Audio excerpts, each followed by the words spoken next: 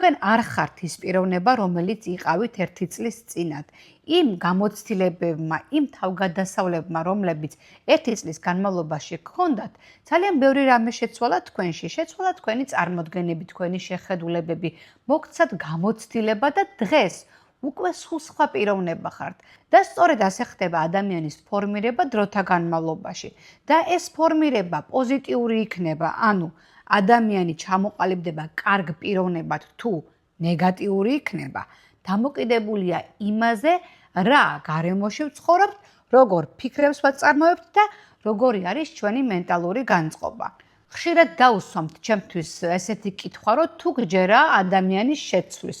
რა თქმა უნდა, ყველას შეუძლია შეცვლა და აქ არ არის საქმე მონდომებაზე. ანუ თუ მოინდომებს შეიცვლება კი არა, ყველა იცვლება და ეს ცვლილება ადამიანისგან დამოუკიდებლად ხდება.